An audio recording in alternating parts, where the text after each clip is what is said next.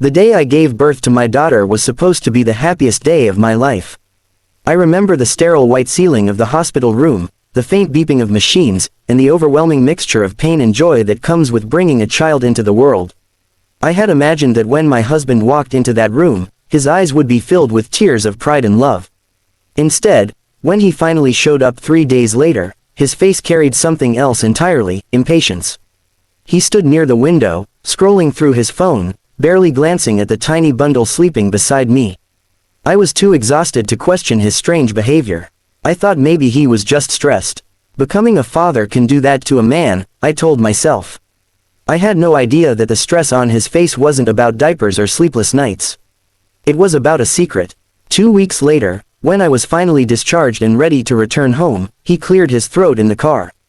His voice sounded almost casual, like he was mentioning the weather. "While you were lying in the maternity hospital," he said, eyes fixed on the road, "I sold your apartment in the center of Moscow for 65 million rubles. For a second, I thought I had misheard him. The world went silent. Even the baby's soft breathing seemed to disappear. "My apartment," I whispered. "It wasn't just any apartment. It was mine. I had inherited it from my grandmother 5 years before I met him. A spacious, sunlit apartment in the heart of Moscow, high ceilings, wooden floors, and a balcony overlooking a quiet street lined with trees. It was more than property. It was memory. It was security. It was independence." He nodded as if he had just told me he'd bought new curtains. "We needed the money. I invested it." Invested. That word hit me harder than labor pains. "You had no right," I said, my voice trembling. "We're married," he snapped. "What's yours is mine." But that apartment had never been his. It had been registered in my name long before we said our vows. He knew that. He had always known that. When we arrived at what I thought was our home, the locks had been changed. A young couple opened the door, confused and slightly annoyed. They showed us the contract. The sale had been processed legally. My signature was there, perfectly forged. I felt like the ground had been ripped from beneath my feet. That night, I stayed at my friend Alina's apartment with my newborn daughter in my arms. I barely slept. My husband didn't call. He didn't apologize. Instead, he sent a short message: "Trust me. This will make us rich." The next morning, I went straight to a lawyer. The truth unraveled quickly. My husband had taken advantage of my hospital stay. He had access to some of my documents at home. With the help of a shady acquaintance, he had falsified paperwork and rushed the sale. The buyer, unaware of the fraud, had paid 65 million rubles in full.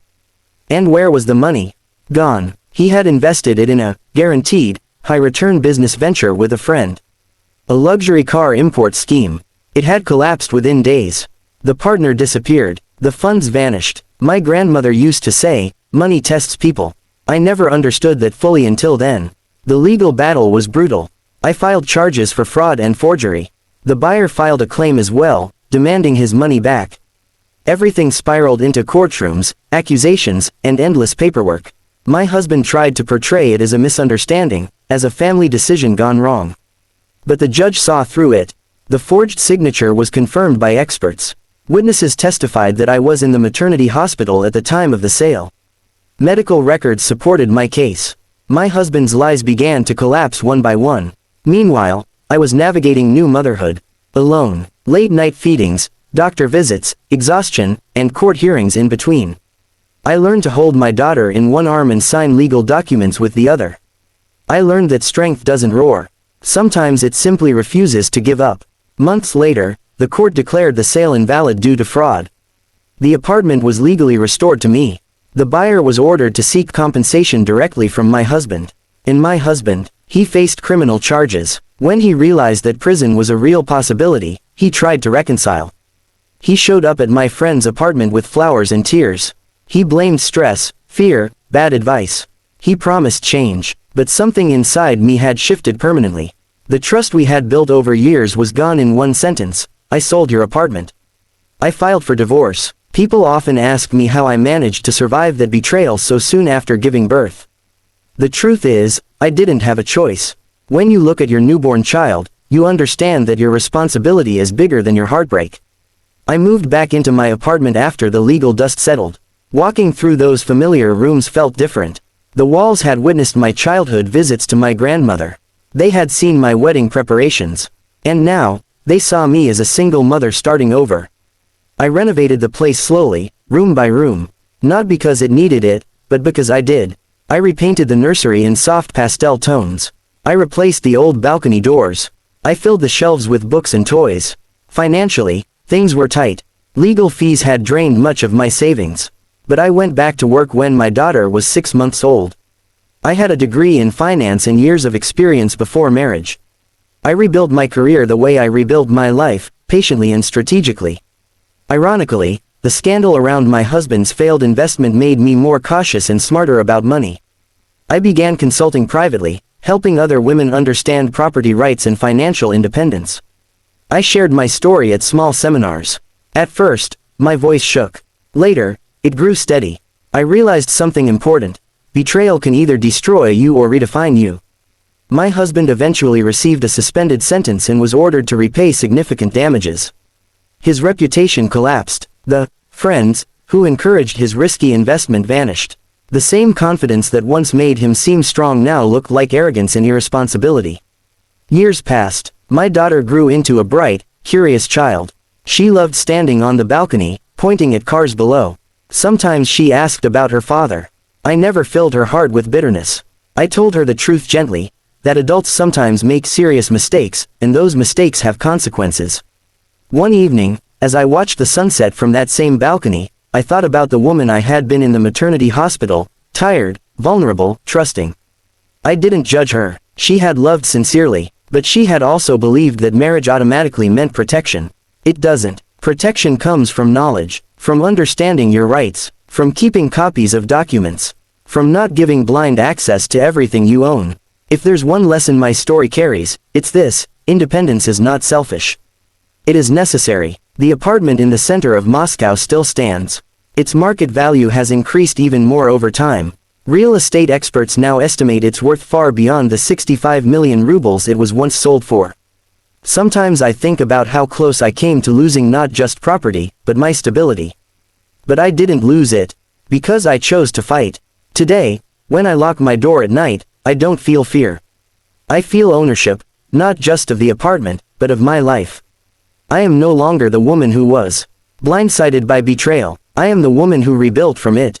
And whenever someone says, "We're married, what's yours is mine," I quietly remember the courtroom, the forged signature, the sleepless nights with a newborn, and I know better. My story didn't end with loss.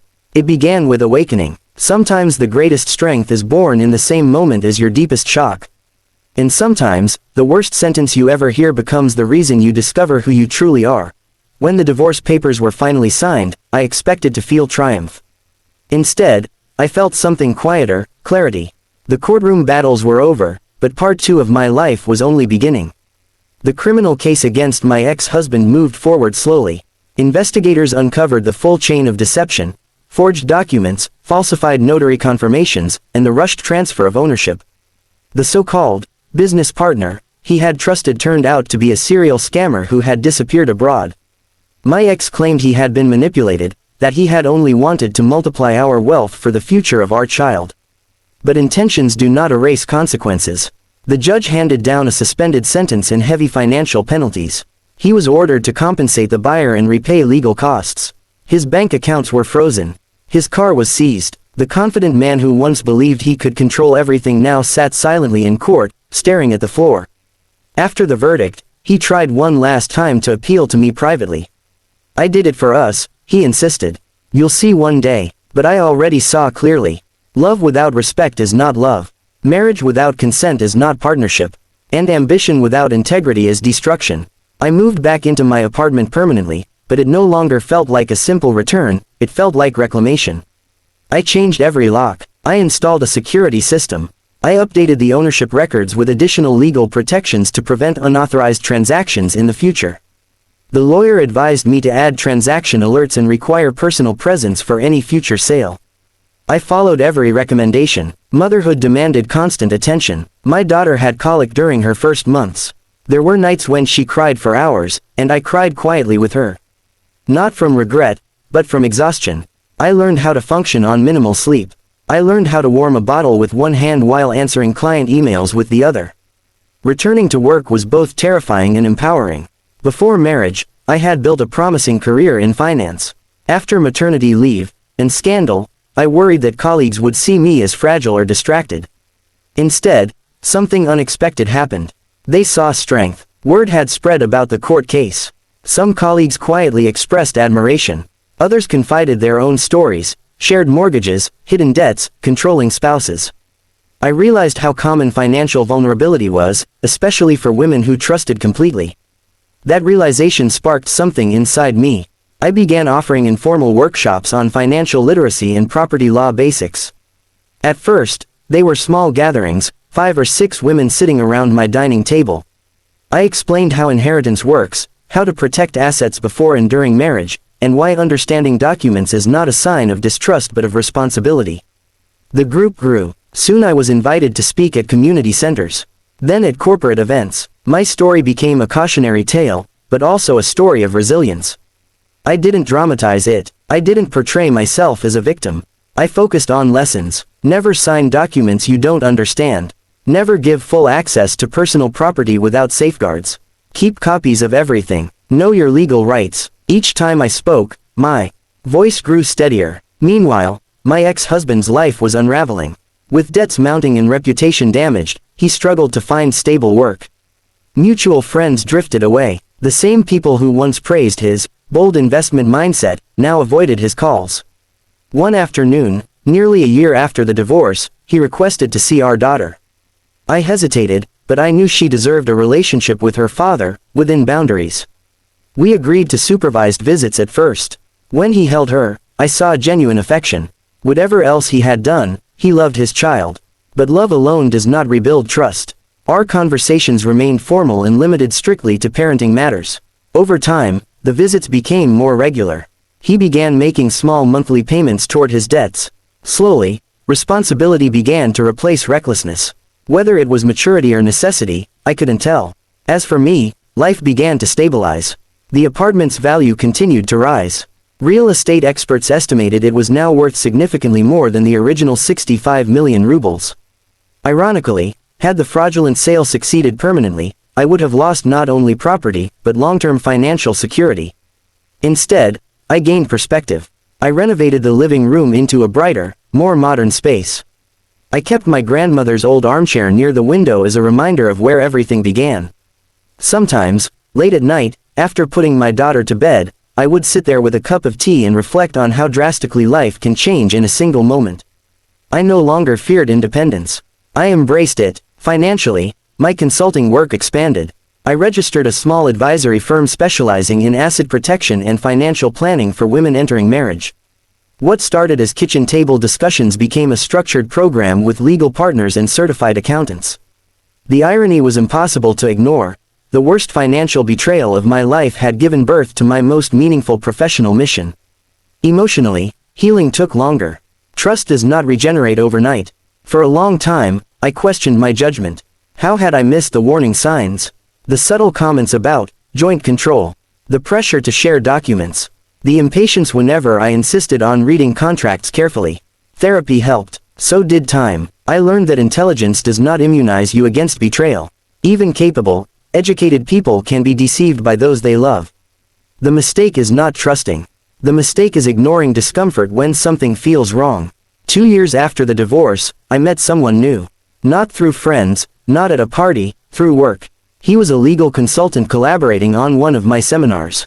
Calm, measured, and deeply respectful. He knew my story before we ever had coffee together. And he never once tried to control it. We moved slowly. Conversations first. Then shared dinners. Then cautious introductions to my daughter. There were no grand gestures, no dramatic promises. Just consistency. For the first time, partnership felt equal. One evening, as we stood together on the balcony watching my daughter play with soap bubbles, he said something simple: security isn't about property. It's about transparency. That sentence stayed with me.